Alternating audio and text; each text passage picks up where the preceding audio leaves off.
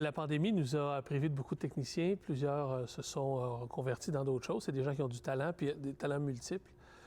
Il y en a plusieurs qui ont quitté le métier parce que c'était précaire. Il y en a d'autres qui se sont aperçus que c'était le fun de ne pas travailler le samedi soir, puis d'être avec leur famille.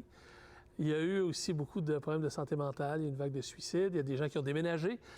Donc, ça nous a amené une problématique, en fait, qui est... moi, à Culture Shawinigan, j'avais 6 techs, j'en ai perdu 3. Ça veut dire que c'est 50 % de mon staff qui disparaît. Il fallait trouver une solution, essayer de trouver une solution pour pouvoir continuer à faire du spectacle. Et c'était un besoin, déjà, on l'avait senti parce qu'on s'est mis plusieurs organismes ensemble pour fonder une coopérative de techniciens. Puis on va chercher de cette coopérative-là. Mais à un moment donné, le bassin est vide. Alors, il faut trouver une façon de nourrir.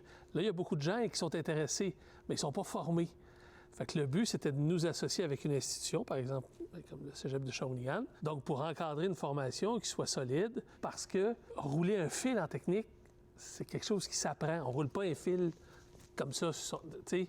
Donc, tout s'apprend et comment et quels sont l'éclairage et comment ça fonctionne. Puis c'est quoi les normes de sécurité. Puis fait qu'il y a plusieurs choses à apprendre. C'est une formation qu'on a prévue pour à peu près 4 cohortes. T'sais, si j'avais 6 à 8 personnes par cohorte, je sais que je ne vais pas toutes les garder. T'sais. Mais si on récupère 4 techniciens par cohorte, là, on commence à regagner un peu d'espace. Trois-Rivières a annulé des spectacles. Puis nous, on a failli en annuler aussi. C'est pas...